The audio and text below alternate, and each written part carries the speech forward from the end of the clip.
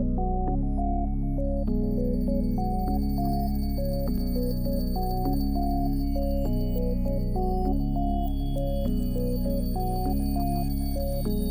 morning and welcome to Torquay Museum. My name is Basil Greenwood, I'm the director here at the museum, and this morning I'm delighted to be interviewing Torquay's first black councillor, Councillor Jermaine Atiya-alla. Jermaine, welcome to Torquay Museum. It's great to see you here today. Thank you very much for coming in. As Torbay's first black councillor, what would you most like to achieve in Torbay?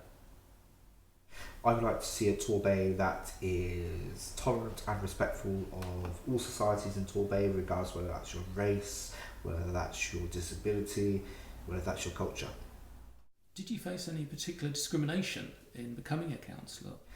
No, I didn't. Not in this campaign. I didn't at all. I have a very supportive party behind me. And the only time I did was in the 2015 election, is when people were talking, they're like, I'm not being racist, but immigration. Or did you face any particular struggles in actually taking on that role? Well, there's always the campaign part of it. You're never sure how a campaign's going to go. But no, I had a good feeling on the doorstep. So there wasn't anything in this campaign that was, that was sticking out like a sore thumb, basically. Thank you.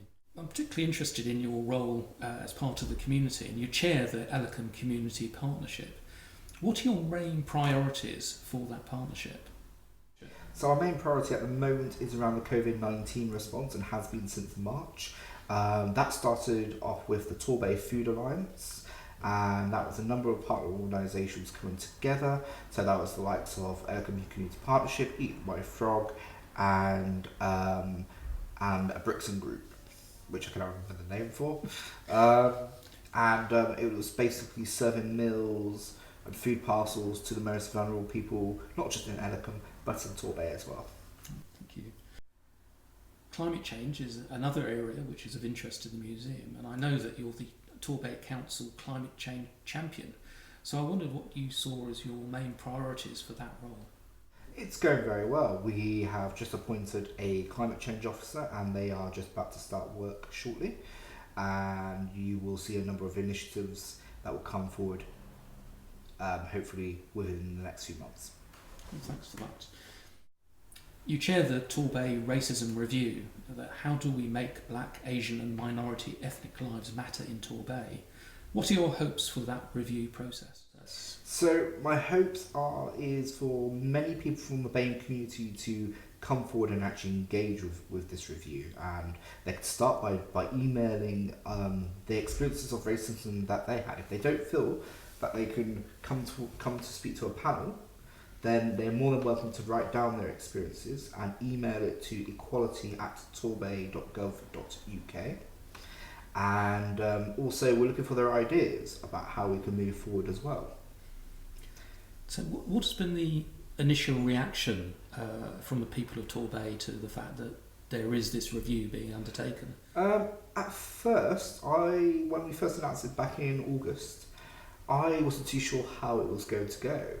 But I was pleasantly surprised. The majority of the 350 comments that were left on the council's Facebook page were positive. Of course, you're going to get a few negatives, a bit of kickback, fine. But the majority of it was positive.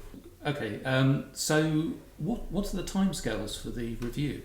Okay, the timescale, what we put out publicly for the timescales of the review is for it to finish in March. However, having said that, we've also said to ourselves, it's not how fast we go with this review, it's the quality of the information we've got. The better quality information we've got, the better informed decisions that we can make. And from this review, we can make a second recommendations that go to the cabinet, and then policy can be formed from those recommendations.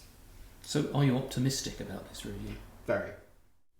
Torquay Museum is currently looking at how we might better engage with the BAME community. Do you have any pointers for us as to how we might actually do better in engaging with those communities? It's education and outreach are the two main things. So it's about educating people about our history, because majority of Britain was built up on the slave trade. So it's about educating the past of where Torbay's come from to where we are now. And it is, remember, there's only 5% of the BAME community in Torbay. So it's about picking up about their history as well. That could be built into this project. And then that way it shows the racism deniers that there are challenges in Torbay. And actually it starts to highlight those challenges even more. Thank you for that. I'm delighted if the museum can actually help to uncover some of these hidden histories. I would be more than delighted for you guys to take part. Thank you very much indeed. Thank you.